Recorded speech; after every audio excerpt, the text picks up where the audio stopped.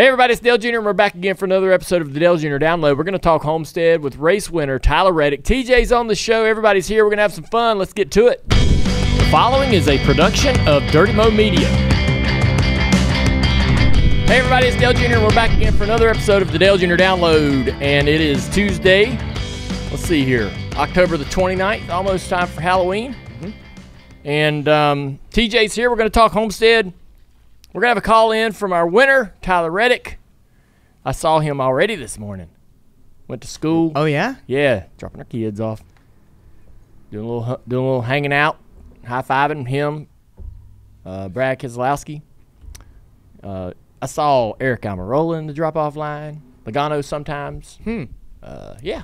Running to all McDowell. The racers dropping their kids off. TJ, how's it going? It's going good. No pause. No pause. No Nope. pause. Andrew Dalton. Alex, everybody good? Yeah. Yeah. We're All right. good, yeah. Living the dream. So we'll get to it later in the show, but we made our parlay bet for the Thursday night game, and we lost. Minnesota versus the Rams. Yes, we did. Of L.A. We lost as a group. We lost it. We lost as a group. Hey, that's fine. I don't want to deter Andrew from playing along anytime in the future, even though his leg lost. Dalton's leg lost. My leg will lose one day. Your leg lost before Dalton.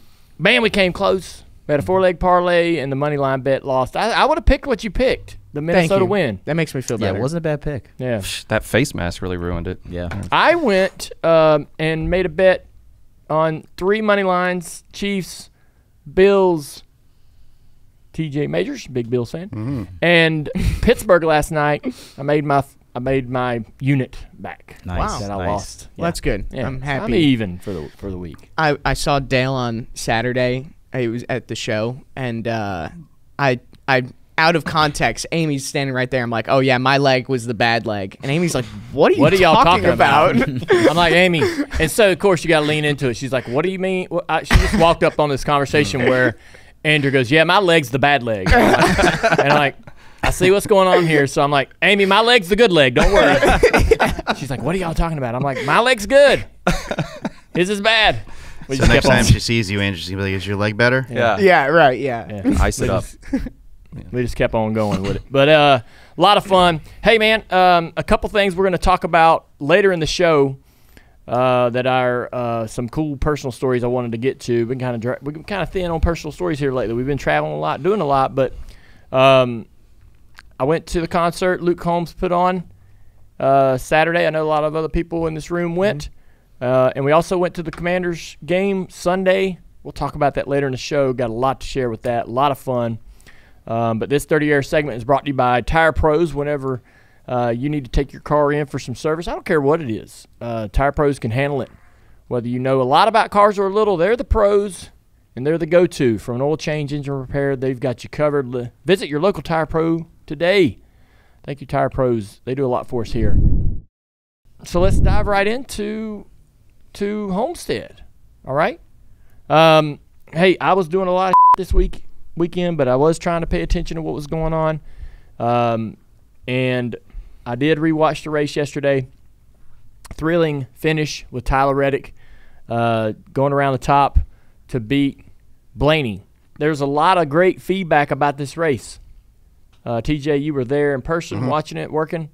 But there was, after the race is over with, social media was flush with, that's good as it gets. That's the NextGen car at its best. This is exactly what I want when I turn on a NASCAR race. I mean, Matt Weaver, everybody, even all the people that are generally pretty transparent about their criticism or favoritism over what's going on in the sport, were very positive about this race. I'm assuming that everybody in the room felt exactly the same way. Yes? Loved Pretty it. much. Right? Yeah, 10 out of 10 for Yeah. me. I watched the race knowing, so I didn't see it. I was at the Commanders game, didn't see it live. I came home, see all this feedback, see the clips. I'm like, I'm going to watch this race with all of that information. I rewatched the race. It was good. I don't know if I'm seeing the 10-10. It was good. It had all the things that I would have expected. It was the race I would have expected to happen at Homestead. Did y'all see something in this race at Homestead that you don't see at Homestead or hadn't seen at Homestead before? Aside from the pass in turn 3 and 4 on the very last lap? I mean, that was excellent. And I guess it was just refreshing, more so because the playoff drivers have struggled so hard. It's so awesome to watch basically 7 of the 8. Okay. Up front, 6 of the 8 playoff drivers led at least one lap. So, I mean, like, everyone was a player, comers and goers. It was nice to see a race so like that. In the first 2 rounds that everybody said were very awkward and clunky, the racetracks that were in those rounds, and the performance of the playoff drivers, all of that maybe hadn't achieved the desired euphoria or effect for a fan watching. And then you go to Homestead and you're like, they're all up there. Yeah, this is it. That's maybe the reaction. I think you're right. I mean, it's not like it did better than I expected Homestead to be. It's just by far the best race we've had in the playoffs. And so, like, maybe there is a little bit of that relief feeling of like, there it finally is. Maybe it's a race that we're looking for. Maybe there's a balance maybe there's a balance in trying to not – maybe there's a balance to really – like, okay, so they set up those first 2 rounds, very challenging, difficult, odd racetracks, a big – each package of the round 1 and 2 were these funky races.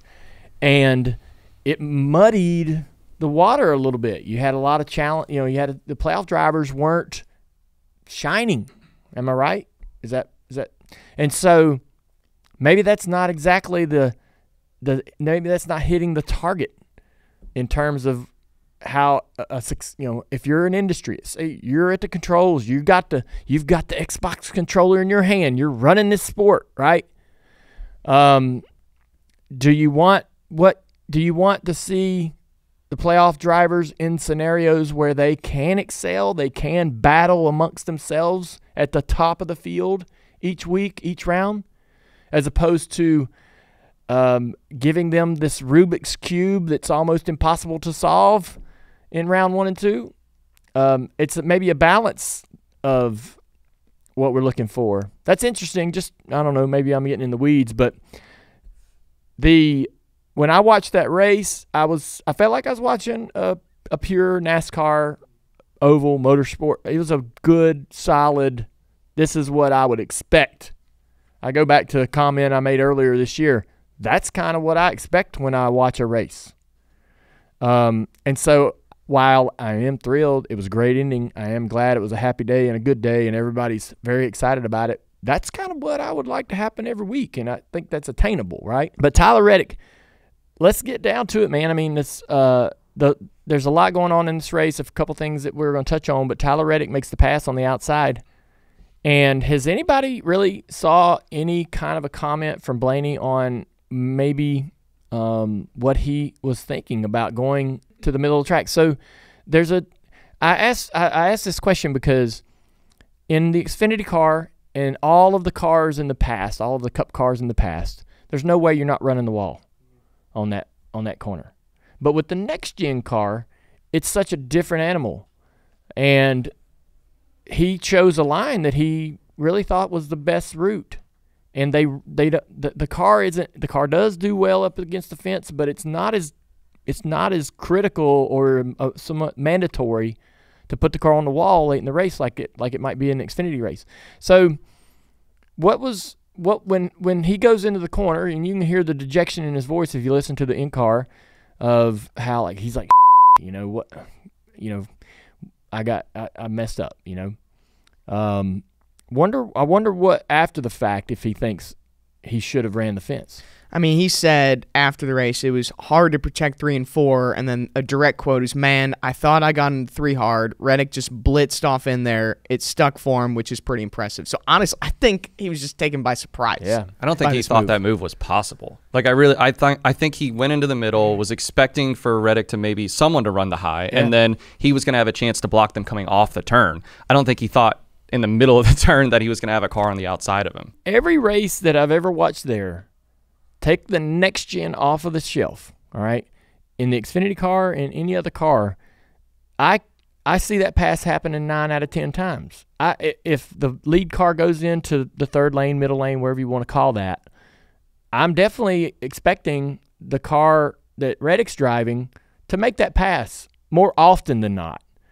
What about with the next-gen car that gives Blaney the confidence that his choice, his lane choice, was the right one, even though he didn't succeed? I think that Blaney decided on that lane. He passed Denny there. Right. Like the lap before, that's how he passed Denny, so I feel like he thought that was his fastest line at the time.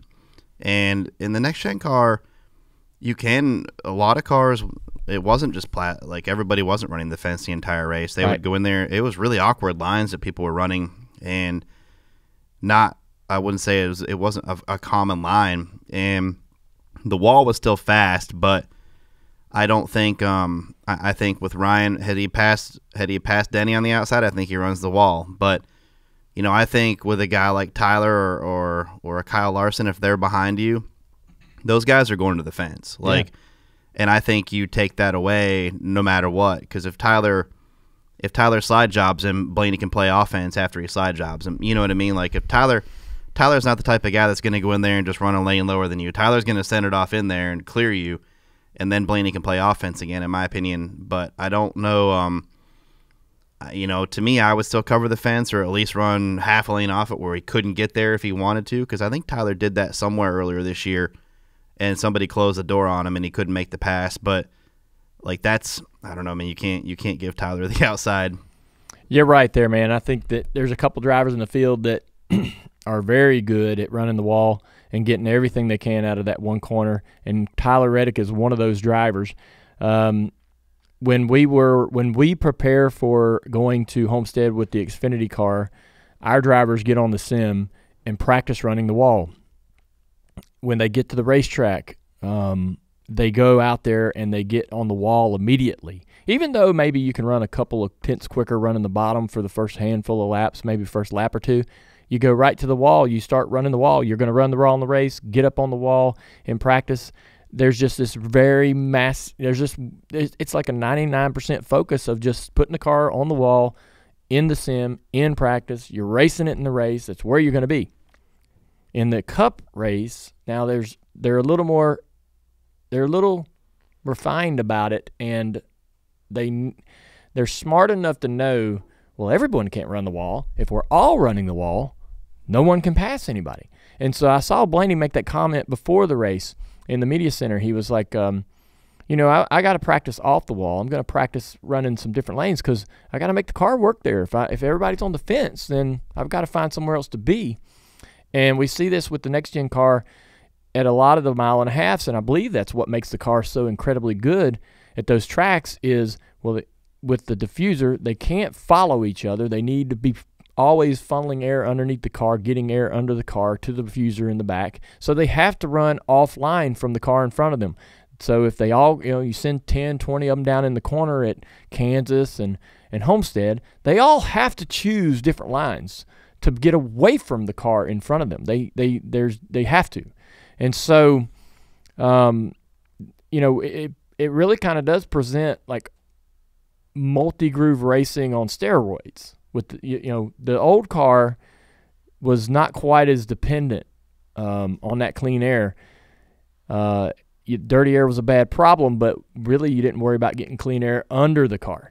With the next-gen car, you have to have it, and so we see the field go down in the corner and fan out more aggressively, using as much as the race. Everybody trying to go where someone else isn't, just to get the clean air, only to get the clean air, and so it kind of makes it to where, not the whole field can't go run the wall. They can't. If they all ran the wall, they'd be all about 5-10 car lengths apart from each other, right?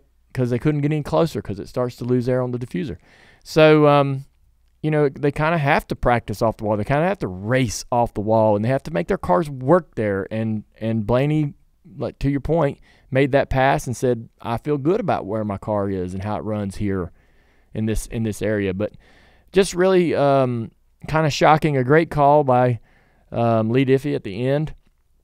I was watching the race over again, and the energy that this guy has, man, it's pretty cool. And so it's given. These are the moments. This is the time of year where we all ought to be standing up, right, watching every play. To reference being at that Washington game, this is the time of year where we need that energy, and it should be high, and it's fitting, and he did an awesome job bringing the moment. Pretty impressive job by Reddick. We're going to talk to him later in the show. Kyle Larson had an up and down day, and now with this win, the playoff picture, he's -7. Yeah, it's pretty crazy, man. Look, I like Larson, and I think that I think he's. We were saying, I guess last week we thought he was the championship favorite. He's got to make the championship 4 first. Jesus, man. What is this with this system, man? I mean, Denny was talking about this on Actions Detrimental yesterday. It's like this just shows you can be the car all year long, but this format, you've got one bad race, it is not forgiving. Yeah, and the appreciation and criticism won't be forgiving around this either. When your format is aggressive, you're gonna hear from people who don't approve of it or approve of it, regardless. And I mean, if Larson doesn't make the Final Four, man, that'll be quite a disappointment for that team. But I mean, it's realistic. Christopher Bell's done such a great job just piecing races together, being smart. I'm hesitant to really say much about Christopher Bell because he listens. He hears what the media's saying about him or not saying about him. I think he takes a bit of offense not being championed as the contender that he is. We saw it in the Netflix show last year. We talked to him on the show midway through the year, and I said, "Hey, man, you're doing it. You're putting together the results in the regular season. Nobody's going to be ignoring you this time, but here we are." A lot of people not really – I mean, they are complimenting his consistency, but nobody's really – he's not winning the races. So that's not really putting him on the front page. You got to go to like page 3, page 4, page 5 to find the conversation around Christopher Bell, but he's sneaky.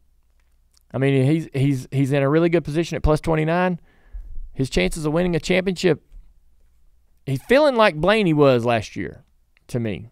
Like I called Blaney to win the championship this year. He's going to have to go to Martinsville to win the race and get in. He did that last year, so. He did. But if he doesn't do it, I mean, going to Phoenix, regardless of whoever the fourth driver is, if Bell makes it, he can beat Tyler Reddick and Joey Logano at Phoenix. Yeah. Absolutely. If his brakes stay on. This guy's got a real shot at winning a championship. It's real. I think he's appreciated this year. I know, but I still feel like I think he has too. I do still feel like that he's not talked about enough. He's talked about. It ain't enough. I agree. Yeah. I mean, he's finished outside of the top 10 once in the playoffs. He's got 3 top 5s in a row. We were talking about best average finish in the playoffs. If that was Denny Hamlin, we'd all be talking about it. It's his year. It's no shot. Yeah, but Christopher Bell's like this silent assassin. I mean, he was going to probably win Vegas. Yeah. Right, exactly. I mean, and this story would be completely different if he won Vegas. Or the Roval. Second at the Roval, yeah. I mean, like before the playoffs started, our good friends at The Athletic, Jeff Gluck and Jordan Bianchi, did an anonymous driver poll, and he was considered among the competition as one of the favorites to win the championship. Yeah. So the threat, I think, is real for Christopher Bell. I think Blaney can win Martinsville, and I think he does. Oh, really? I think, watching him run every lap there, he will run 500 laps within 3 inches of the curb the entire time, and he's figured out Martinsville. And I think Blaney, his next best track to me is Phoenix. I mean, so is he? It's those flat. So Blaney at -38, you could almost argue right now is the favorite. Is what? Like if he wins, in your eyes? I mean, yeah. I mean, where'd he finish there last year? At Martinsville? No, Phoenix. Second. Where'd he finish? I mean, the year when Joey won the year before, who rode behind Joey and played blocker the entire race? Second, yeah. He rode right behind him. So if there's some guy that can ruin this, Ryan Blaney, he's equally as good at these places. Bell won Phoenix earlier this year, though. Yeah, I mean, it could be a good race. But then also you have to think about like a Hendrick car. Hendrick dominated Martinsville earlier this year. Yeah, So I it's mean like, that's the you gotta old look tire, at though. Byron Larson and even Chase Elliott. I think he was asked after the race, like, "Oh, how do you feel about Martinsville?" He's like, "We're gonna win that race." These like, final it's just four, deadpan, like if it ends up being Blaney as well in there, man, you got the fast guy Bell, Logano. He'll throw. I mean, if the late caution comes out, he'll be the guy that if he catches the caution right, Yep. he can win. And Joey, I mean, he's done it all year. So He plays chess, man. yeah, and there's probably nobody better at doing that than that group. No. So, but I don't know. It's going to be, and like I said, you got two guys with Bell and Blaney going to one of their best tracks. I mean, I'd like to know their average finisher in the last couple of years, which one has a higher finish. I mean, but man, that's tough competition right there. For everyone below that, it's a must-win, right? Denny, I mean, unless he goes out and sweeps the stages and finishes second or something, I don't know how you I think it would have to be, right? Yeah. It's going to be close between William, and William is good at Martinsville, so it's going to be really hard to outpoint him. Yeah. Larson finished in second at Martinsville earlier this year, set on the pole.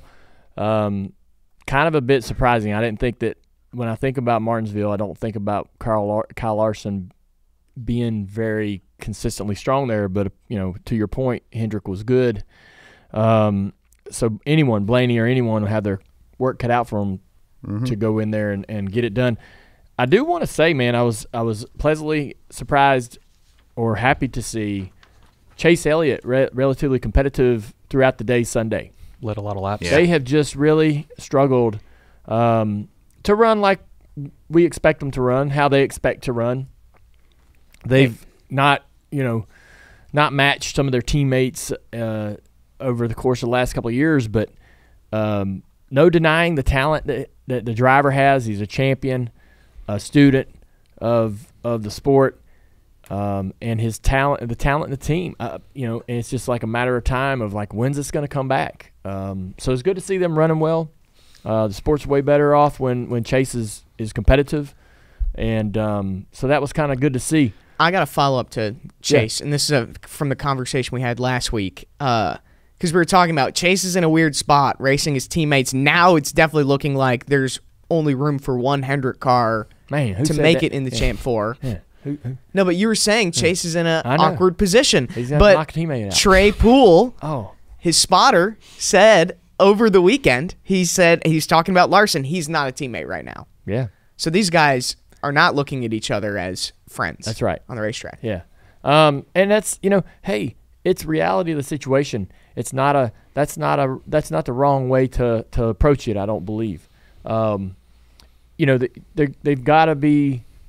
They've got they're underneath the same roof, and we have this sort of happening at Junior Motorsports from time to time. We're all here. We're all in this together.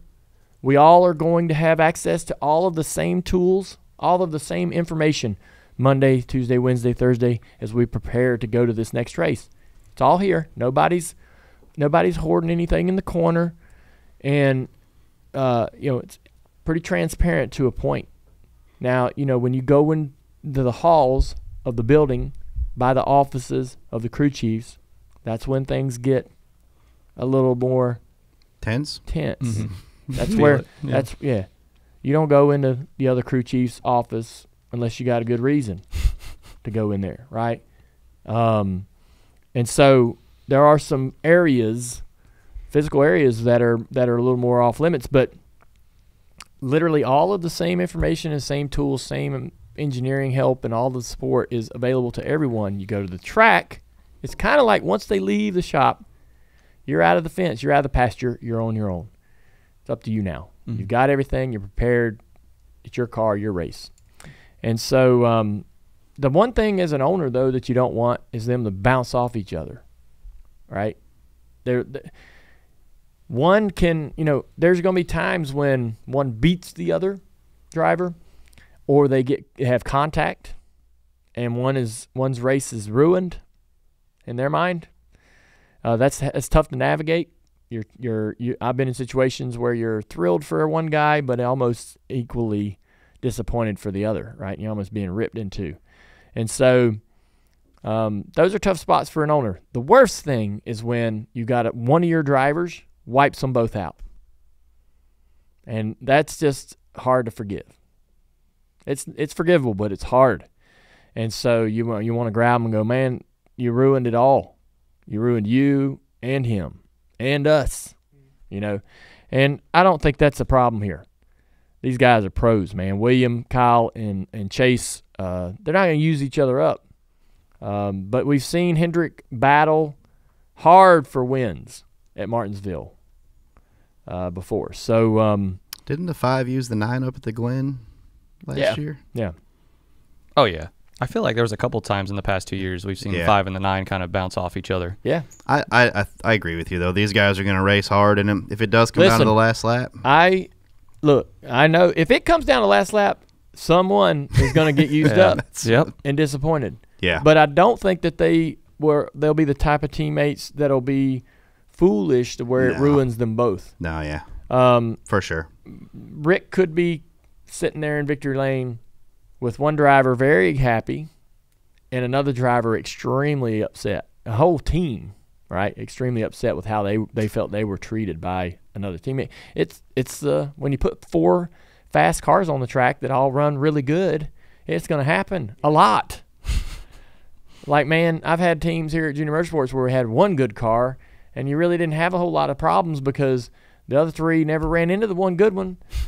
But when they all get good, they hit each other a lot, you know. And you're like, well, I thought that would be a good problem to have, right? 4 good cars, 3 good cars, right? But then they start running into each other, racing for wins and racing for 2nd, 3rd, 4th, 5th place in the race. And you're like, this is another great opportunity to remind people something that Chase said one day that I thought was insanely cool, and exactly how athletes should think. They're going into Martinsville, and we're all sitting here saying, these guys are in a tough spot. These guys are in a tough spot. Chase minus 43, Ryan Blaney minus 38. Chase and some of these guys are going to be looking at this not like, damn, this is tough. They're going to look at this and go, what an incredible opportunity I have. I'm at the top of the elite form of stock car racing in this country, and I am going into this race with a chance to win my way into the final round. It's a dream to be in this position, right? That's the mentality of a real champion. Like some people, regular people, some athletes, some, no matter what line of work you're in, would see this situation and get nervous. There may be some dread. There may be all types of emotions about how difficult and a tough spot this is in, pressure. But then Chase Elliott, when he was going for his first championship, got interviewed on the racetrack at Phoenix, maybe on Friday or so, a couple days before the race. And they're like, hey, man, Bill Elliott's son going for his first championship. This must be, what's the emotion? Must be pretty tough. He goes, this is my dream. This is a great. I'm honored and feel just full of. I'm grateful that I can have this chance to do this. And he hadn't won it yet. I'm like, holy, that's a hell of an attitude to have. And he really believed it. It's one thing to say it. It's another thing to live it that way, right? I'm gonna tell you, man. I live like, what's gonna happen next? How are we gonna lose this race, right? Mm-hmm. You're coming down to the last 10 laps. You got a straightaway lead on the field. Damn, I hope a caution is going to come out. What's going to happen? Something's going to happen. Right? Yeah. We all live life certain ways. Yeah. Like, I live like, damn, this was a good day. How'd that happen? You know? Yeah. I feel like every race that anytime we were leading or anytime, even now when you're in the lead, I'm like, oh, man, what's going to happen? Yeah. Something's going to happen. Well, the Chase Elliott that year when he was going to win that championship wasn't thinking that way. He was thinking, dang, I'm here where I finally wanted to be, and I can't believe what a honor and what a lucky guy I am, right, to have this shot. And he took that mentality and won it. And so the people on this list right here, like Denny and Larson and Blaney and Elliott and Byron, Christopher Bell to a point, when they go into that Martinsville race, the disposition. Are they jovial, happy, excited? Are they like locked in? Damn, dude, this is amazing. I can't believe I get to go try to do this, right? Even though I'm way down, right? Even though I got to win to get in, this is what I dreamed about. That when you can recognize that and harness that and truly, genuinely believe it, that's a powerful thing. We'll see who has that. Try to see that when you're watching the race Sunday, pre-race, right? Try to look and see what driver's giving you that vibe, right? And then and of course they're going to have a little bit of an idea of how happy they are about their car in terms of the laps they've ran a little bit in practice and so forth. But so if you're concerned about your car, it's hard to wipe that look off your face on Sunday. But I mean, the amount of guys post-race, even after Miami, talking about we're going to go win Martinsville. Yeah. I mean, it's basically everyone below the cut line had that type of confidence. Bell even posted on Instagram like Martinsville is going to be an all-out war. Yeah. I hope so. Like you got a lot of confident guys below the cut line. I hope it is a war. Bell's going to be doing a lot of pointing by when guys get to him. I mean, that's a smart play for him. I mean, he's just got to protect. He just has to protect. Martinsville the short track package. If you've been living this sport for like the rest of us, you know that the short track package has been suspect. But I'm hoping that with what's on the line, with what's at stake, we do see the classic short track race, contact, ruffling feathers, and nervous energy, and you'll see that on hard Saturday. Battles. You'll see that on Saturday. Oh yeah, for sure. Saturday will be more than we want. And I know that very well. With a couple, I've got a couple cars in the. It's car owner talking right now. Well, that hat came on real quick. I'm very glad I'm not doing this race. I'm not doing the Xfinity race. That's me too. Like that.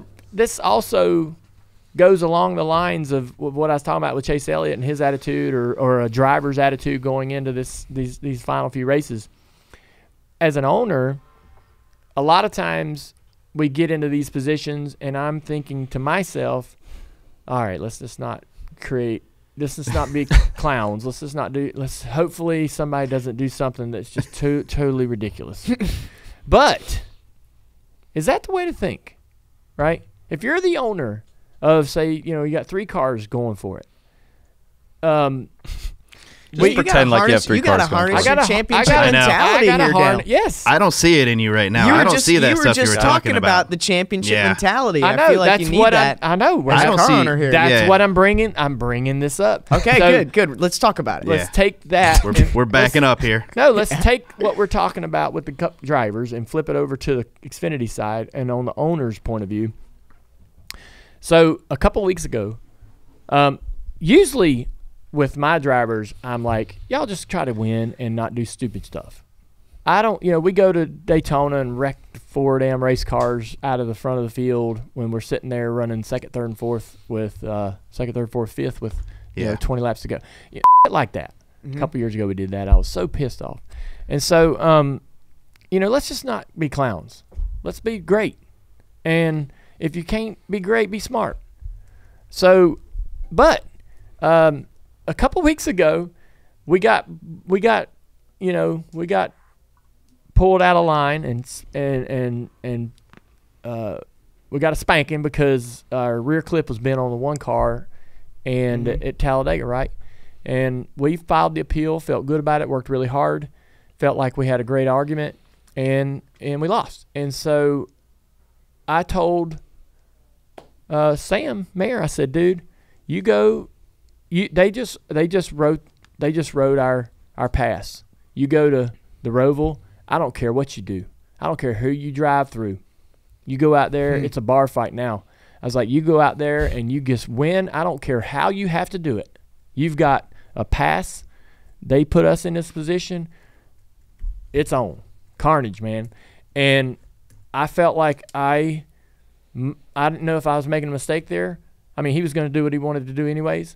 But I just kind of changed my attitude about it. I was like, I really don't care if we look like clowns or what everybody's opinion is of whatever we do, however this falls out. He goes out there and makes a textbook freaking pass and wins the race sharp as hell, which, honestly. Gave him that pump, that talk, man. Well, I don't know if that did it, but I'll be honest. I mean, for Sam, that was a great that was a very mature approach to the end of that race, where he had every right, and I gave him every right to bowl through them boys, knock them out. Maybe I shouldn't worry about whose feelings we hurt, who's angry at us when it's all said and done. Do whatever you got to do. If that wins you a championship, you'll be glad you did. Martinsville is an elimination race in the round before the finals. It's a recipe for freaking disaster, so let's be part of the disaster. He says this now. Right? I mean, yeah, it's true. Well, I'm just saying, like, hey, I don't know. So, just you're in the same, because we're just talking about the Xfinity Series now. Yeah. You are basically Rick Hendrick in the Xfinity Series right now with Junior Motorsports. There's only room for one JRM car. Yeah. And so I'm sitting there thinking, generally my go-to would be, let's just get in. I don't care who it is. Let's just get one in. This is not just, let's not come out of here stomping our feet mad, destroyed, with nobody in the final round. But maybe that's not the attitude. Maybe the attitude is, y'all just go race some hell. It's they put us in this position. They got this race here in this moment. They obviously are okay with whatever the hell transpires, right? It is a recipe for disaster, not in a bad way, but it's going to be chaos. It is a recipe for that, as was the Roval. Let's embrace the chaos and try to make it work in our favor. And I am not going to walk out of there feeling any resentment or concern over whose feelings we hurt. Good. Or what fans may be disappointed with whatever went down. Mm-hmm. Right? And so, as you get older, I think you try to shift in that direction, right? I feel like I could come up with a couple scenarios that you would be pretty mad at. I know you could. Last year at Martinsville. Austin Hill and Sheldon Creed. Justin's leading the race. Justin wins. Justin's leading the race. Sam wrecks him on the last corner. That would be terrible. That's not embracing the chaos and making it work for us, TJ.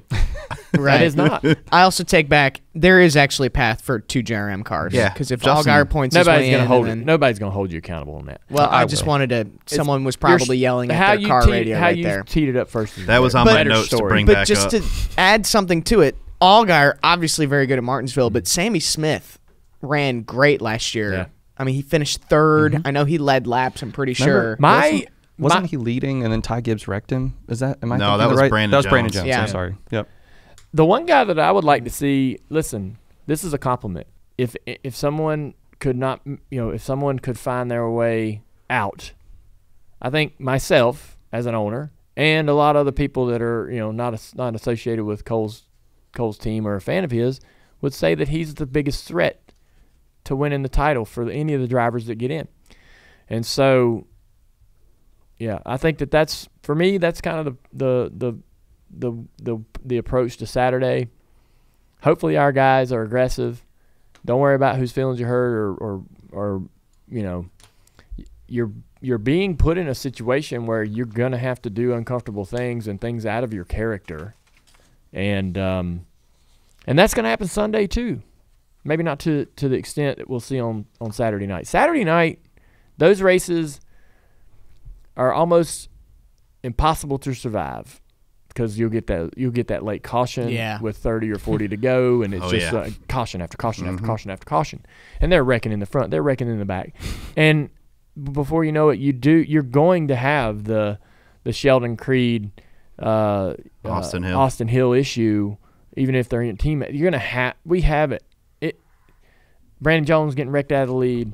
I mean, every time we go to Martinsville, it is nastiness, and I wouldn't expect anything different Saturday. Sunday will be a little tamer, but if you're there in person paying attention, you'll see a lot of things that TV won't catch in terms of contact and arguments, frustrations. But there'll be a lot going on throughout the field. Plus, just to add real quick to the Xfinity conversation, One guy that's really racing with house money is Chandler Smith. Almost must-win situation, -28. And bigger news, it looks like he doesn't even have a ride next year. And he's not even sure if he's going to get one. He said, I could be working for my dad's construction company next year. So, like, gosh, that's not a must-win. Chandler Smith. -28? He's -20, yes. I mean, he's going to, yes, sorry. Yeah. Unless, but I mean, he's going to be. Or Justin have issues, he's going to have to win. Yeah. He's going to throw caution in the wind, I think. Yeah. I mean, I think all the guys 5th through 8th, Sammy Smith, Mayer, Jesse Love, they all got to go in there and try to win the race. And honestly, man, I mean, they can be pretty damn aggressive with everyone in the field. You've NASCAR and the way they've teed all this up has basically written you a free pass to say, hey, man, get with it. I may not love everything I see happening out there because it's probably going to have some things to do with my own cars. But one guy who is not going to be concerned about the bar fight at Martinsville is here. The race winner, Tyler Reddick, has joined the show. All right, so we got Tyler Reddick calling in to the Dale Jr. Download, yesterday's winner. And Tyler, congratulations on a great finish. Kind of a career-defining moment for you, I think. You've had a lot of those, but this was a big win. Where does this one rank? I think it shoots to the top. Homestead for me has always been one of my favorite racetracks. We've gotten to experience the highs of highs together there, and I think with everything on the line, how we had to win that race, given the circumstances, that's probably the most I've had to overcome. Even more at Talladega when I, strategically let TJ get the lead coming off of 4. So you're going down the back straightaway, and I imagine as you're going down the back straightaway, you can't wait to see what the 12 is going to choose. Is he going to fade a little left, or he's going to open that outside up for you? Is that kind of what your mentality is going down the back straightaway? And when he starts to make edge left, are you like, oh, here we go? Tell us about how you made the move. Yeah, it's a tough thing, right? You want to have a plan, but I think in that moment, I've been in this situation a few times this year, and I've screwed it up every single time. I think Joey Logano's probably not in the playoffs if I just execute that final overtime at Nashville better. There's a number of situations, Vegas earlier this year with Larson, so I've had some hard lessons along the way, and just going into that last corner there behind him, just trying to again have somewhat of a plan, right? But I think what was important for me there is to, instead of making my mind up before I even see him get in the corner, just let him make the first move and then I respond to it. So what he ended up doing, I didn't think was remotely on the table. But as soon as he kind of drove in a lane down, it almost seemed like he was waiting to see what I was going to do.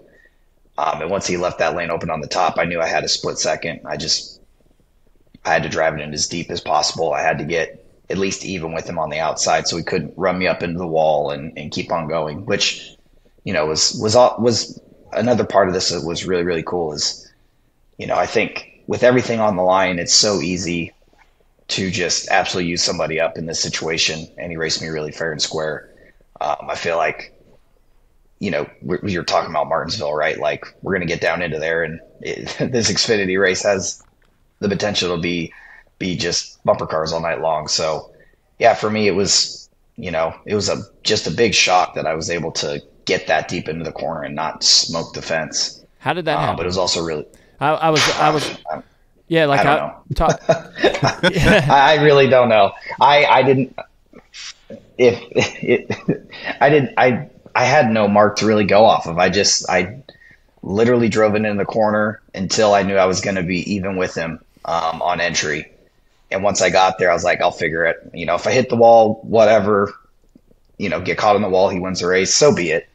I knew that for me to have a shot at winning that race, I had to try to get ahead or at least even with him on corner entry. Yeah. Denny Hamlin hired you after you had such a great run with RCR, and I really thought it was a smart choice by Denny. He's a serious owner. and they've made all of the necessary investments into their program to make it as good as possible, and all of that is starting to now bear fruit. You win the regular season championship, had a great year, and you're able to find your way through a very difficult, challenging playoff system with an opportunity to go race for a championship. When did that sink in? I know winning the race unlocks that opportunity, but as you went through the process of celebrating the win, letting things kind of come to you, when did it start to hit that, man, I'm going to Phoenix with a chance to win a Winston, or not a Winston Cup championship, but win a Cup championship? It's still Winston Cup. Yeah. I think it finally sunk in last night. We had some friends at the house. I had my giant grill at my house rolling, cooking all sorts of hamburgers, hot dogs, steaks. So I was kind of had some time to myself while everyone was in there watching the race back. I was grilling out, trying not to screw that up. And once that night started to wind down, and me and my wife were sitting there watching the Yankees get their asses kicked.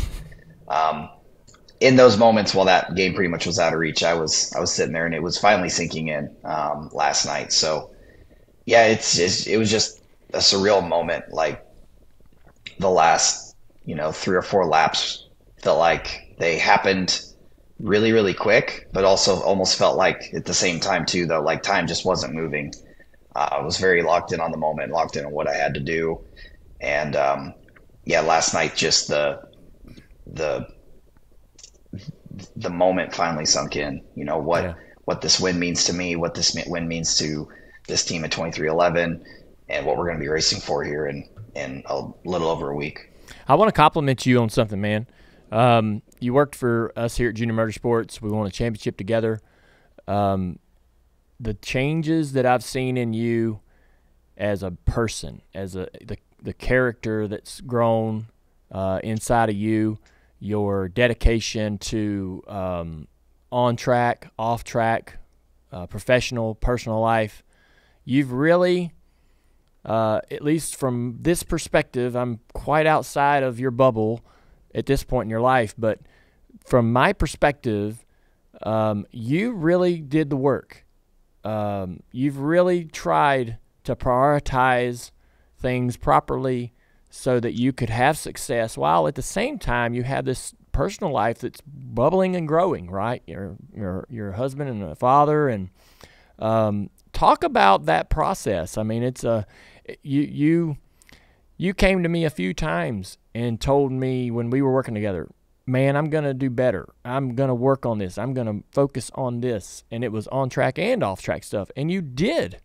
You made the changes, and you took better care of yourself, and you started, your physical appearance and health is better. And so talk about all of those things. That's not easy. That's constant daily focus on all of those things to be able to find yourself in a position to race for the top prize in the sport. So how has that process went for you over the years? I think it's still ongoing, honestly, but yeah, I feel like for me, when I was the year I went to RCR, we were, approaching the playoffs, and then I find out that me and my now wife find out that we're going to be parents, and it's a life-changing moment. It's an incredible moment. It's something, I think we've told a number of people. It wasn't necessarily planned, but when it happened, it's like, okay, now what's next? Like, what's it going to look like? Neither one of us done this before, right? First time parents. There's a lot to learn. And just the whole process of, as she was going through the pregnancy, we're trying to figure out names, and that whole deal just, really helped motivate me. I've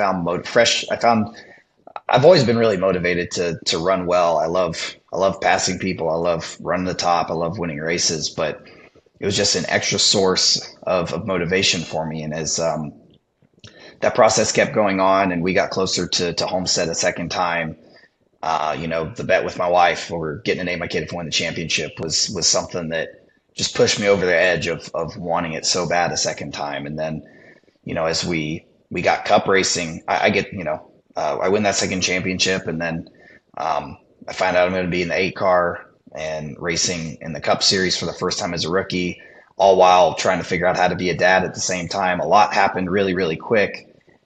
And for me, I just, again, I found just as life was going on, I found more sources to get that motivation from, to be a better person. I had, if I go out and make some really stupid decisions, not only am I going to affect my life, I'm going to affect my family's life, my wife's life, my kid's life that's coming into this world. So all those things really help push me to be a better individual on and off the racetrack, mainly off the track. And a lot of this bled into me being, in better shape when I got to the racetrack and a better mindset when I got to the racetrack.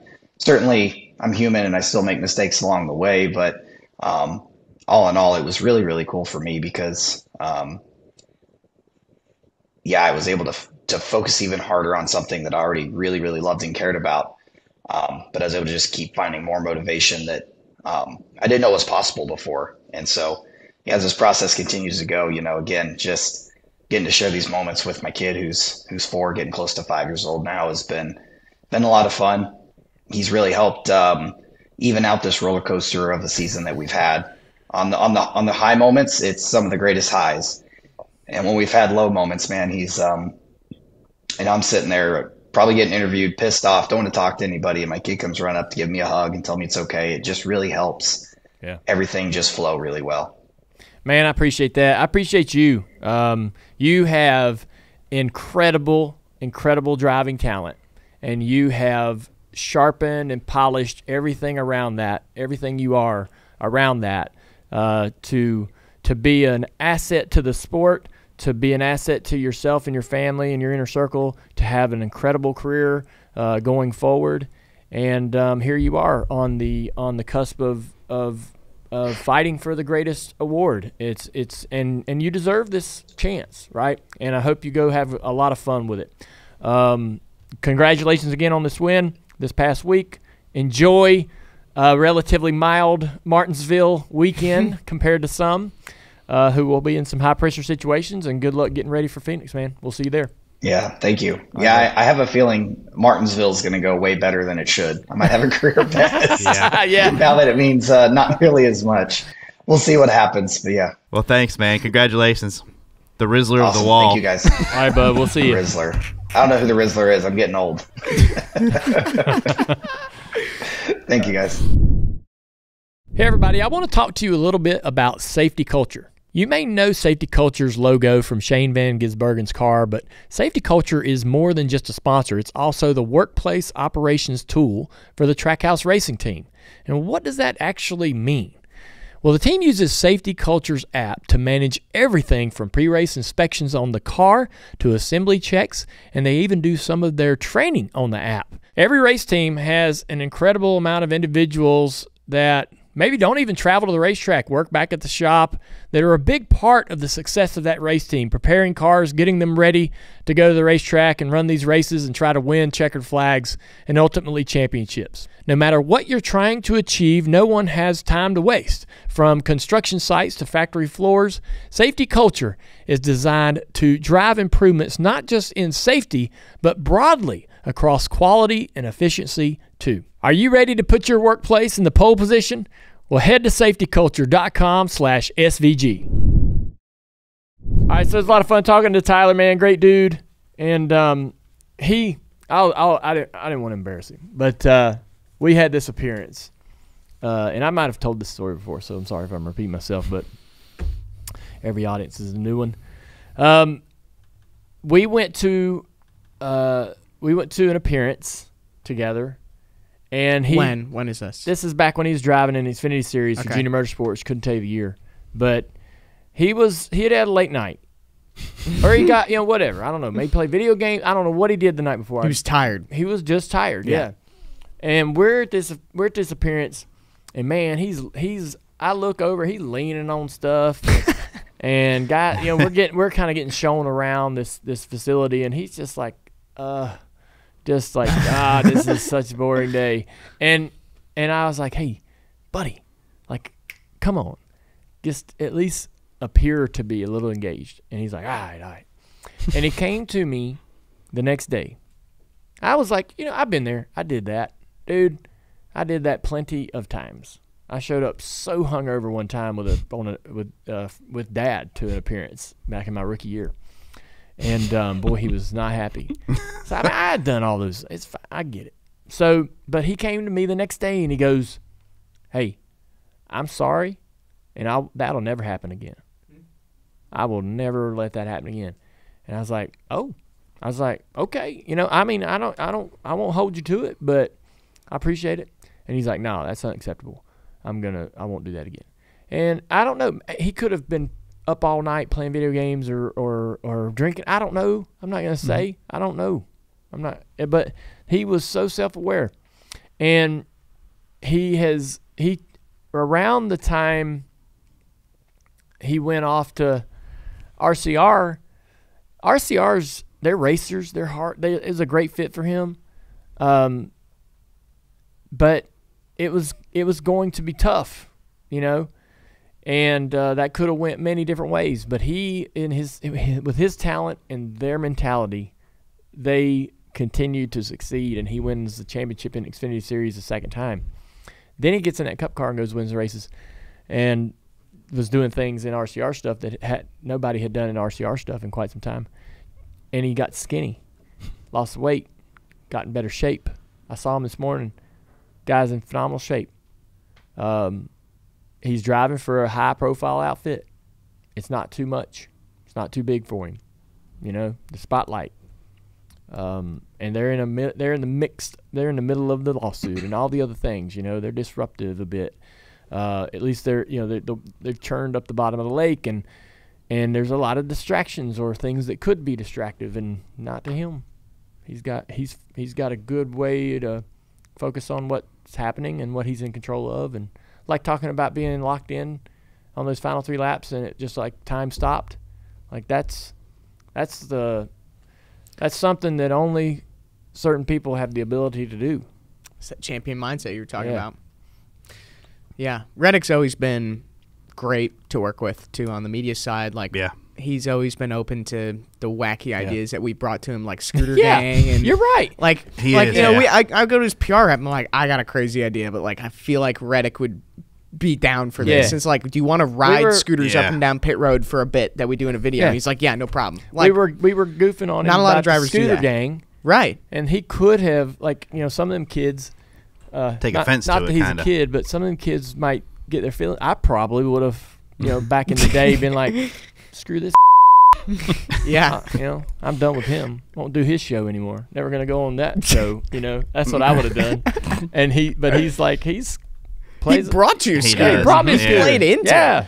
Yeah. Now I'm Scooter Gang. Now guys. you're Scooter Gang, guys. We got a Scooter Gang driver in the championship for. That's the first time in history. Hey, I just got a new scooter. No. TJ knows this. I didn't know you got it yet. Amy got me one for my birthday. It is badass. Where are you using this? At home.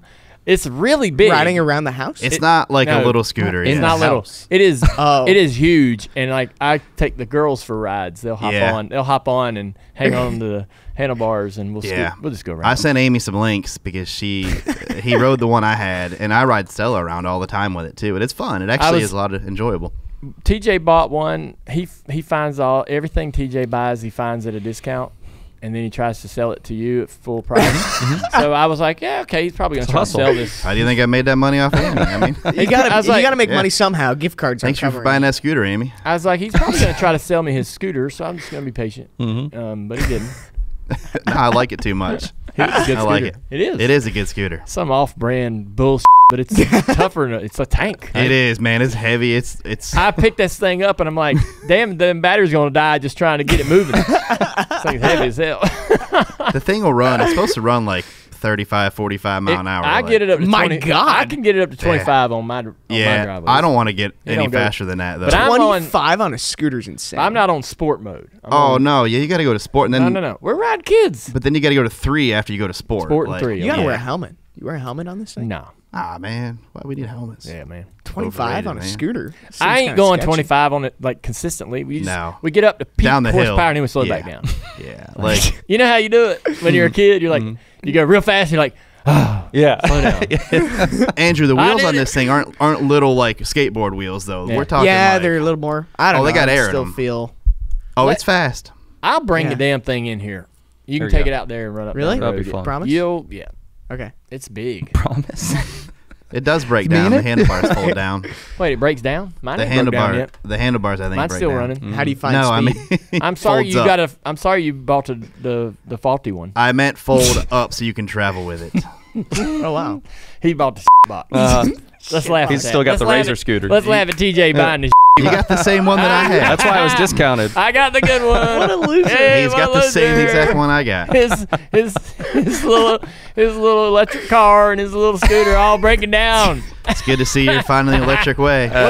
What are you using for power over there, man? At least you can't lock your keys in your scooter. Batteries. Hey, this thing has You RFID need to get a keys regulator to it. on that damn dang. power The scooter. cord. Pretty wild. The scooter has RFID keys to This it. is TJ's last Yeah. show. He's gonna get too offended. He's not coming back. TJ's You know, I'm done. I'm out of here. TJ's power is a little unstable. The over Rizzler's there. out. Burning all the surface out. The show's dank. All right. Oh my gosh. We're getting you off the killed rails. it. You just ruined it.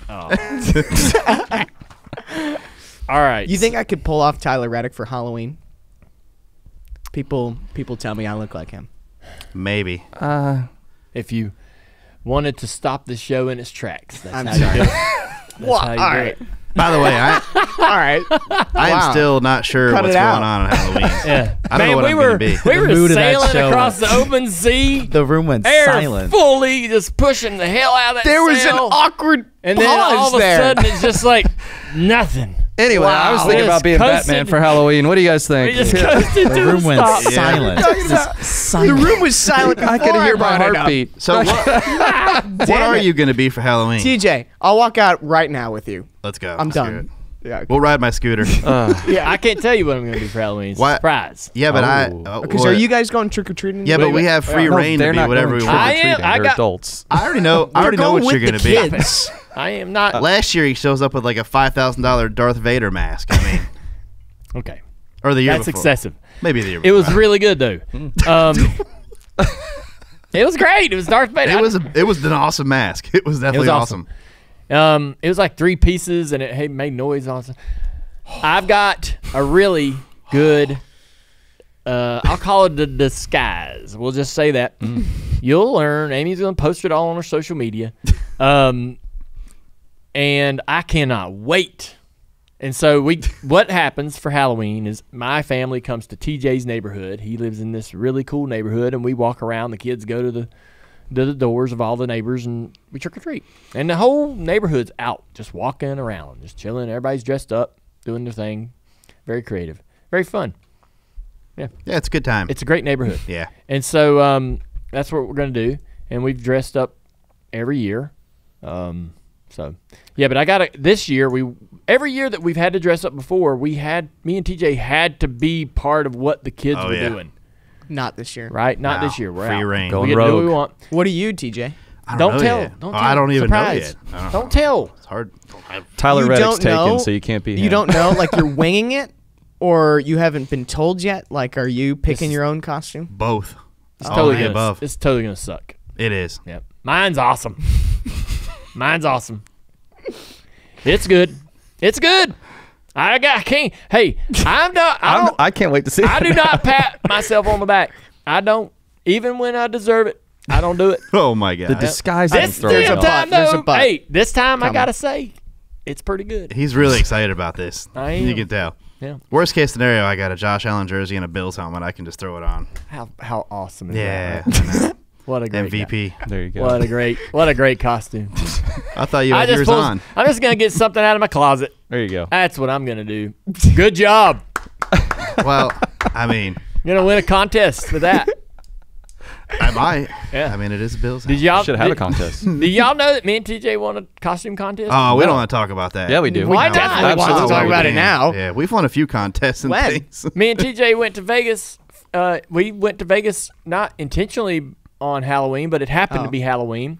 And we were hanging out in the hotel, and the butler's like, "Hey man, y'all gonna dress up for Halloween tonight?" We was gonna go in the casino and have some fun, and we're like, "No," and he's like, "Well, you'll be the only ones." And so we're like, we had the Reservoir Dogs playing on the TV, and we were just kind of hanging around in the hotel watching Reservoir Dogs, big old suite, and there's about 8 or 10 of us. And the guy's like, I said, wait, we could be Reservoir Dogs. That'd be easy, just buying suits, right? Mm-hmm. So we went down to the men's warehouse. We all bought matching suits, and then we went over to the pawn shop and bought some gun holsters and stuff like that and got ourselves. And the butler had us all name tags made, Mr. Orange, Mr. Brown, all of that, and got us the sunglasses. We all had the same sunglasses. And so we went to we went down to the casino later that night to just hang out and drink and stuff as the Reservoir Dogs.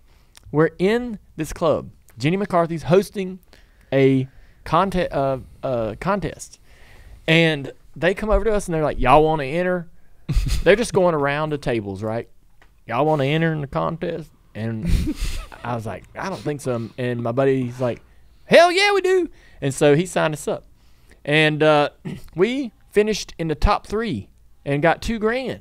Oh, my God. Yeah, wasn't it $1,000 or $2,000? Because we took it. Idea. We went right to the roulette table and doubled it. So you won. You won. Oh, nice. Yes. Yeah. I mean, it was money we didn't have. And we're like, hey, why don't we try to double this new money? House money. Yeah. And so that's what we did. You thought I paid for that scooter. Yeah. But what I learned, one thing that I did learn is, okay, on Halloween in Vegas, all of the big clubs and all of the casinos are having elaborate mass, very big. It's a big night for them, right? And they will be busy. All the casinos are super busy, but the bars and the clubs will have contests. Every single one of them is having a contest on, and there's real big money to the people that win or anybody that places in the top 3, I suppose. I don't know how each casino does it.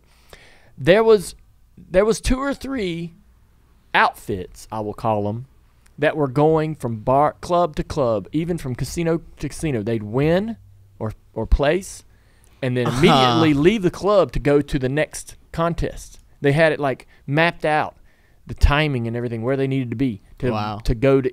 And the one that won that night was Wizard of the Oz. And I mean, this looked like they came straight off of a LA movie set. It was elaborate, giant, like costumes. That they took up a lot of space, and it was full on, like they had somebody helping them with this look, right? And it was coordinated heavily. And so as soon as they won, man, they were like eager to get out of there and go to the next event to try to place and win that. And that was their night. They weren't partying. What movie was that? Wizard of Oz or Wizard of Oz? Wizard of Oz. Wizard of the Oz. Wizard of the Oz. What the yeah. Y'all? Try to tell y'all a story. Y'all some bitches don't deserve no damn story. Man, you want to watch Wizard of the Oz later? I'm gonna have it playing in my garage when you get there. Which movie? Wizard of the Oz. Okay. Fair enough. All right. Losers. So, anyways, man, I just thought that was interesting. Yeah, fans, if you're listening, show us your Halloween costumes. We had a bunch last year. Did we? A lot of Dale Earnhardt costumes. Yeah. Tons. Yeah. Maybe someone will be Andrew. Tyler Reddick will. Did anybody ever, when they were young, a kid, right, did you dress up as what you wanted to be? Like when you grew up? Oh. Yeah. Like I wanted badly to be a football player. I wanted to play in the same thing. NFL. And so, I mean, for 3, could have been 4 or 5 straight years, I wore the exact same costume. Just started to get a little bit smaller. I had this football uniform. It was bad. The red jersey, no number. A football jersey with no number. White and blue stripe on the sleeves. Same jersey. And just generic. I had the shoulder pads. I had the pants with the pads. Yeah. And the white plastic helmet with the plastic tube. The plastic, it was like a 1 bar that split into a 2. Oh yeah. You know, the old original. Old yes. Yeah. The punter helmet. And it was so freaking uncomfortable on your head. It's killing your forehead. You wore that every year? Worse than Peyton Manning ever had it. You did that numerous years in a row? I did that at least 3 in a row. So you went from being a running back to a lineman. I just was like, Yeah, right, yeah, hey, yeah. They would say, "What do you want to do? Football. Don't even ask. don't matter. Football. Don't even try to start that conversation or convince me otherwise. I am football player, and I'm willing to get into Not existence. even a team. Not even just Nope. I am football player. Yeah. For any team. I am For all the football teams. player, The replacements. anonymous football player." And don't try to talk me into something else. Don't bring no plastic mask in here. I'm football player. Those helmets were real to you back then too, because Yeah. I had one too, and it was. I ended up getting another whole set of pants, pads, and a bunch of Washington jerseys and Washington helmets, and I cut that I cut that face mask off and got a real face mask and put it on and screwed it in and drilled the holes and mounted it to this plastic cheap helmet. And I had a buddy in the neighborhood, and me and him, dude, would suit up in full pads and just go all head-on collision all day. Oklahoma drill. Over and over and over and over. One with the ball and one's trying to stop him. And it's like it was like there were two plays. You're going left, you're going right. It's like you got to just guess, right? Which one? And I'll never forget this. My buddy ends up starting to play organized football for his school. And I mean, 1 year goes by, and we get, maybe 6 months or something goes by, and we decide we're gonna suit up, get in the yard, man. We get out there with the water hose and soak the ground, get it all muddy, man. And we're gonna get dirty. And I mean, it's fun, right? You watch as a kid, and you're like, you love the mud games and the snow games. I'm like, I want to play in the mud, I want to play in the snow, and so we destroy these uniforms. We get out there, and this I can't stop him. I'm like, this ain't fun. It was good when neither one of us was good. Yeah, he got too good for Damn, you. he got good. I couldn't believe it. I mean, in 6 months, man, this guy had a twitch. He was off the line. I couldn't even see him. It's the fastest kid alive. I couldn't even see him moving. He's gone. Could score at will. Did that ruin your football That dreams? was the end of my football dreams. That was the end of it. Next year you were Dracula or something? I went, yeah, right, yeah. I went to when I first went to Mooresville Junior High Public School. Week before school, we're riding around with the dean of the school, somebody up there in the office. We're driving by, and I see the football team practicing on the field. It's a week before school, practice starts early. There's 80 of them. There's lots of them out there. And in my mind, I'm like, I can get out there. I want to get out there. I'm 5'3" at this time, maybe shorter. And we're riding by, and I said, hey, I'd like to try for football. And he goes, let me drive you on down the road to the soccer field. Meet Coach Stiff, soccer coach. I was like, no, not soccer. But Wrong football. yeah, they were like, yeah, you're football. not going to be playing football. Too little. Yeah, I thought I was going to be short my whole life. Sorry, TJ. We won't talk about that. It's all right. Yeah, we were having fun here. Yeah, we were till I said that. Now he's offended. I know. I can The feel room it. I split. can feel it over here. He's totally upset. I I'm felt not a little upset bit of at that I took too. it a bad place, TJ. My bad. I'm not. I played organized football a little bit. So. Damn you! What league did you play in? I played. My school didn't have it, so I played at another place, a town over. They had like a summer deal, fall deal, and I played there, but I hated it because I was too little. Yeah, damn it. I probably would have hated it. Yeah. To be quite honest with you. Yeah, I wouldn't have been good. I wouldn't have got to start. I ended up playing soccer. I wasn't good at that either. Didn't get to start that. I played soccer. But I did have fun playing soccer. Soccer was a good time. You know what they did the first time? They let me return a punt, and that's the last time I return a punt. Damn that. Yeah. I'm not doing that ever I can't again. believe they thought you could even catch it, I went I went to the Washington game, and I'm sitting there watching them guys catch punts, and I'm like, that's probably the hardest thing to do besides the guy kicking it, the kicker kicking a field goal. Kicking a field goal, high pressure situation, right? That's hard to do. Guy But you catching have punts, to catch that. yeah, You can't drop. not catch it. yeah. And you got 3 or 4 guys bearing down on you, and even As though you fast called as the they fair can go. catch, Yes. they're still screaming, doing all kinds of things to try to. I don't know. Yeah, I don't want. It was not enjoyable. Yeah, the field goal kicker and the punt returner are the 2 toughest jobs in the NFL, in my opinion. I agree. High pressure jobs, not toughest. I don't know how you look at it. However you want. Whatever word you want to use. It's All right. All right, we got Dirty Mo Doe with Tim's coming up in the white flag. This week's segment, though, was brought to you by Tire Pros. There are a few people who love cars as much as I do, but these tire and service experts equally love the drive. They offer a huge selection of brand-name tires and full-service repairs from oil changes to alignments to brakes. Tire Pros is giving your vehicle the TLC it deserves. Tire Pros, they're unique because each location is owned by the men and women in your community, but with the added support and resources of over 600 locations nationwide. Next time you need to take your car in, show your neighbors some love and take it to your local Tire Pros. All right, it's time for the Dirty Mo Doe part of the show with Tampa Tim's. The bets the Doe team makes every week for the NASCAR and Xfinity series. Y'all talk about Xfinity? We do, yeah, towards the end of the show, yeah. Well, we had Homestead this past weekend. Let's talk about that, man. How'd Homestead go? Homestead, really good. We've been doing last couple of weeks. We've had the William Byron head-to-head matchup over Kyle Larson. It's been plus money. It's cashed both weeks, so we're looking good there. We nailed the margin of victory, so that was a big one. And yeah, I'm still riding high on Christopher Bell. I can't believe he hasn't won yet. Outside of listening to Dirty Mo Doe that comes out every Thursday, where else can people find the bets that you are making? On my Twitter, at Tampa Tims. I usually tweet them all out. On YouTube as well. I'll make the comments there. Yep. Yeah, so. All right.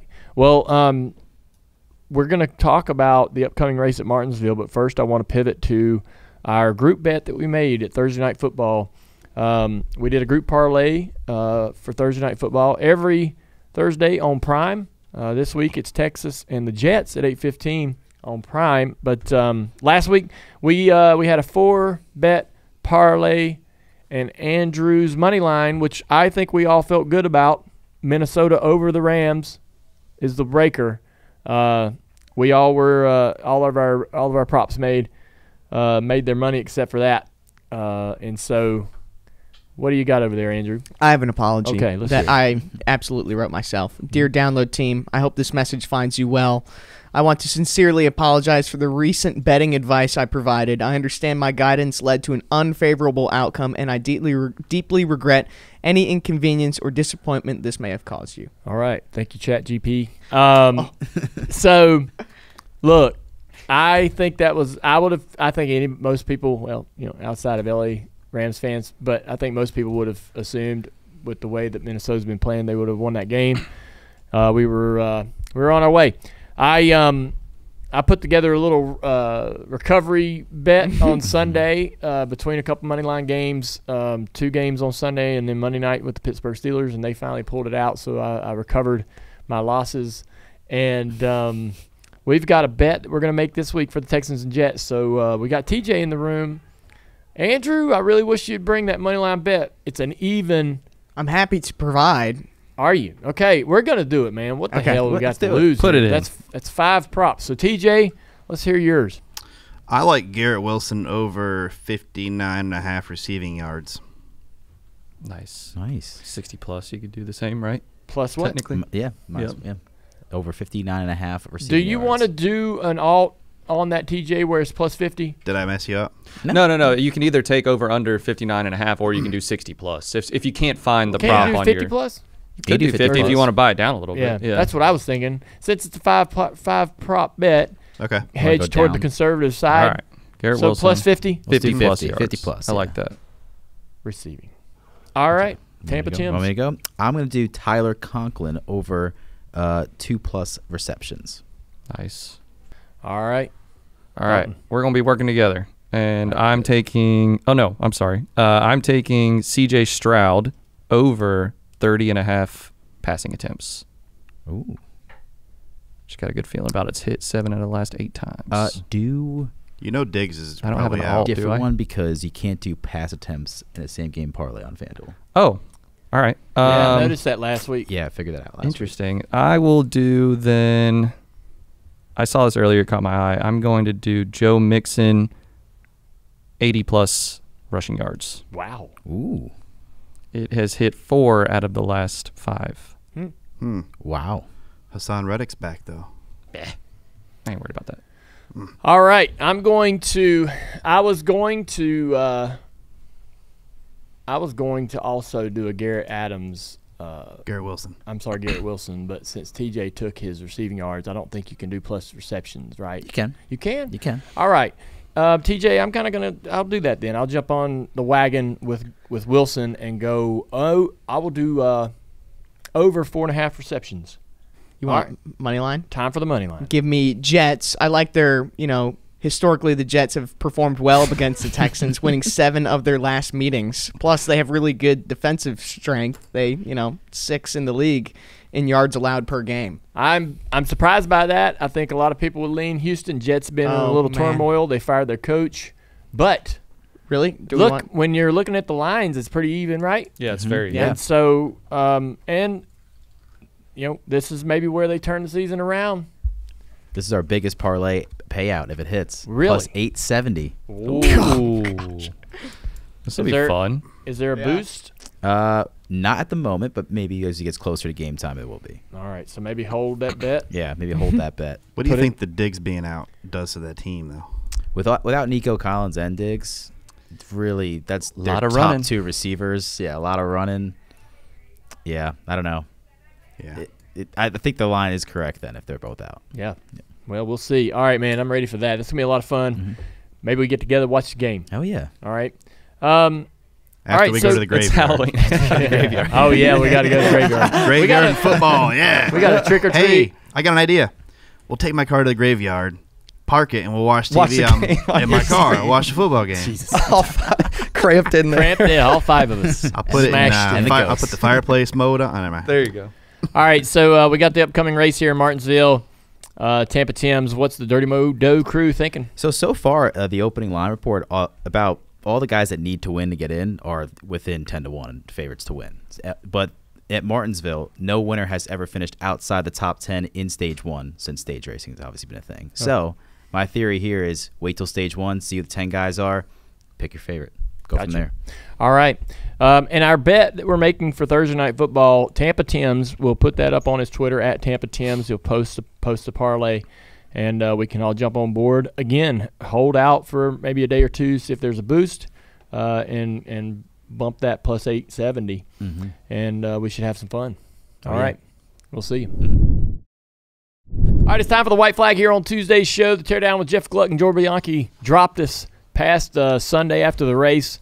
All the commentary and opinions and advice around the Homestead race, reaction to it. Yesterday, door bumper clear with Doug Rice. Doug Rice retiring from the radio booth. He's been in our sport such a long time, such a great guy. TJ, were you on the show? Yeah, it was good. How was Doug? Doug was awesome. All right. There's your endorsement. That will get you to tune in. Actions Detrimental with Denny Hamlin came out as well yesterday. Good job, Denny, getting home and getting it done. I don't know why I say that. I know, it's like it can be tough. Yeah, to, that is it. I mean, that is the thing. Go talk about a disappointing result. I know how I felt after a race. I just wanted to drink beer till 4 in the morning and then sleep all the next day. Tomorrow, Speed Street with Connor Daly and Chase Holden drops, and then Ross Chastain is our guest here for the Dale Jr. Download on our Wednesday Allied Guest segment. And dropping Thursday, as we mentioned, Dirty Mo Doe and DJD Reloaded with Ask Junior and more. Should be a lot of fun on Thursday. And then, Dalton, you've got this week's social media standout. That's right. This week it comes from Billy Gaddis. First of all, we had a ton of comments about the Bud 8 being back. Everyone loved it. It was such a great response. I love seeing that from the fan. But one stuck out to me. Billy Gaddis on TikTok, he said, I've been a Dale and Dale fan all my life. He turns 50 on the 22nd of November, and he is going to try and spend his birthday at Florence. Wow. Damn, dude. I'm anxious. I'm anxious to see how the turnout is for that race. I think it'll be good. I've learned a little bit about the Florence race. 250 laps. There'll be a set of tires available to the teams around lap 125. So you'll run.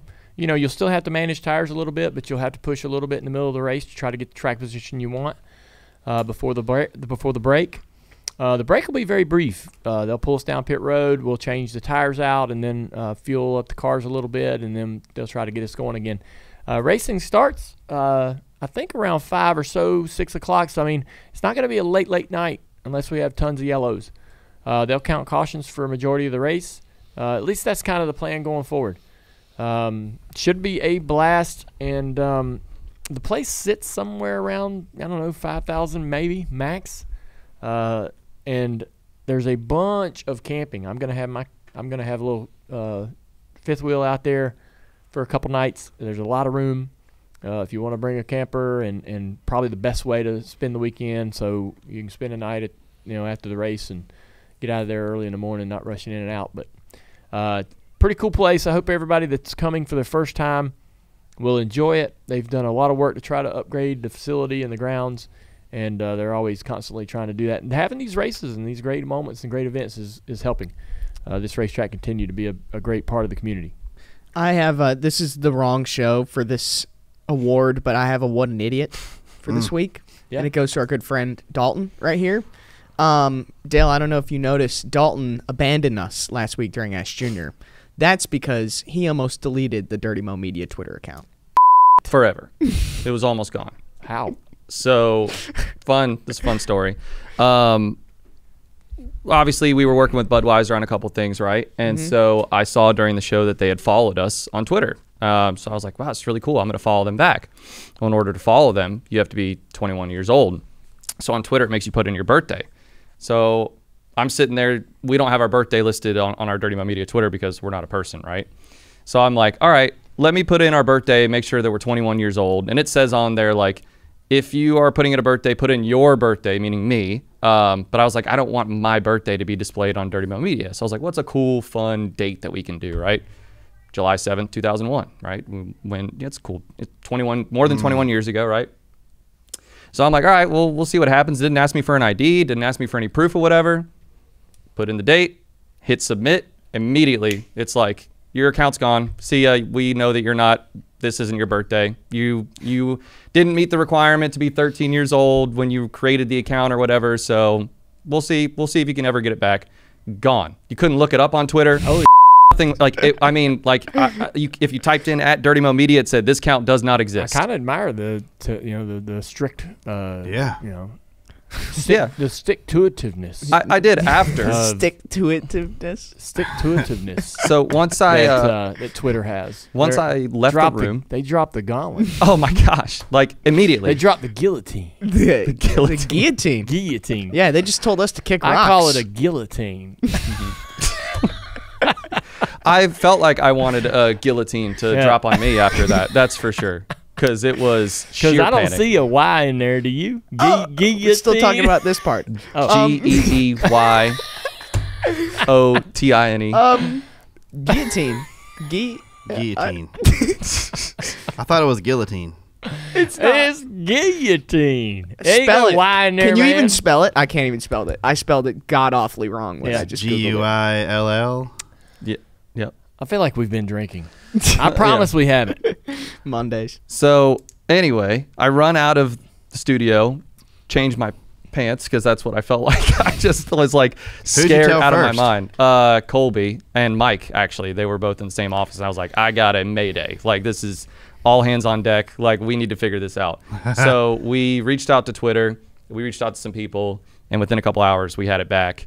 But there was a good 2 hours where I was like, I did the big one. Yeah. I was in the big one. Oh, so on Thursday in our staff meeting, I got a custom cake made that said, I'm sorry I almost deleted Twitter forever. And we all had cake on Thursday. Wow. So I just think it's funny asking the baker to, hey, can you write this on a When cake? they handed it to me, they were like, I got to hear this story. I was like, well, I'll you might have been you might have been the top dog here for doing dumb stuff. I mean, I'd be a first ballot What an Idiot Hall of Fame. That's like a moment like where I knocked the laptop off of the top of the hauler for Derek Cope's team and shattered it in a million pieces. That's one of who else have y'all had one of those moments? Yes. I know you have. Yeah. You're the leader of the pack. I mean, TJ loves to bring up that I filled my car up with diesel. Yeah. Yeah, that's a good one. Damn, But as far as like JRM stories, I mean, it's hard to trump. I wonder what people were standing there watching you do that going, what the hell? Green means go. You see these people. I know. Yeah. You see these videos of these people with these Teslas trying to plug into them and trying to do things to them they ain't supposed to be doing. It's hilarious. That's Andrew over here. Mm-hmm. I bet there was a guy standing there going, I don't know about that. I don't think you should do that. And then he just got off and drove And he away. didn't want to say nothing. You know, he was like, Probably a guy in line with a diesel truck. Yeah. watching Did you not smell it and go, this is different? It didn't fit. No, I was gonna say it was probably the different not color. fitting part would have been the first time. And I learned my lesson. This was years and years ago. It All right, doesn't so matter. Like all it right, doesn't TJ. matter. I feel bad about it All still. right, Tim's, you got Keep one? bringing it up. Not off the top of my head. Bull- I probably do. Bull- I feel like breaking He's over there. somebody's. He's lying. He's got 2 or 3 of them damn things in his head right now, but he's like, no, Yeah. I can't. Nothing stops putting diesel in my car. Okay. Diesel. All right. Listen, we could do a whole show with Steven Steffen with some of the stuff he's Oh, done. man. I mean, the pit practice car through the back door, that was pretty awesome. Oh, man. They got a video of it. Oh, we got to see It just that. drove into it and bent it in. But it That's was all. very good. Yeah, it was very funny. He gets out, He was- turns his hat He backwards. was like, in there. Wasn't he in there with his legs out? he kicked the thing in gear somewhere. Yeah. Like somehow or another, he reached down. to get Oh, it. so he wasn't even driving. The No. car just He reached, jumped forward. The car's running, Yes.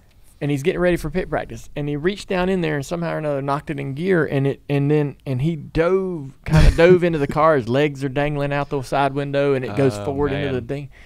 It was bad. He That's literally bad. gets out and looks around. He's like, He's oh, like, shit. oh, he my turns God. his hat backwards, and he's like, oh, like that's Yeah. going to fix it. It was like, what have I done? Yeah, it's pretty bad. Tim's is one of them kind of guys that has all kinds of like that in his life, and he don't let you know that. no, He don't he's smiling like, too big to know. No, I don't have none of that. None of that never happened to me. Now, no, No. Got a clean record. yeah. No, I don't do that. I perfect. don't make mistakes.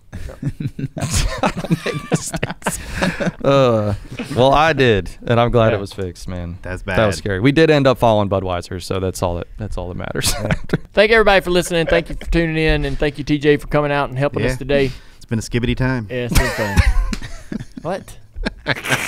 Skippity? Skibbity. You'll learn. Skibbity? Yeah, I'm not learning. Oh will. man, I know I will. the whole show. It's just all the things his kids say. Yeah, it is. Yes, that's what we were talking about Yeah. before the show. It's a pretty lit show. Yep, Mm-hmm. All right. I hate myself. you did. All right. Thanks. Bye. I don't Bye, think they're Andrew. saying lit anymore, are they? Not as much. Yeah. No, it's cap. I know. and- You can't. You. Do we still dab? No, No. there's not dabbing. We used to hang on to that a little longer. These kids today, Yeah. they're like that. They're On to moving the on next to thing. It's like 3 Yeah. weeks and it's a new Yeah. word. Mm-hmm. All right. Yeah. We do have to wrap. All right. Let's wrap. Okay. Fine. Bet. All right.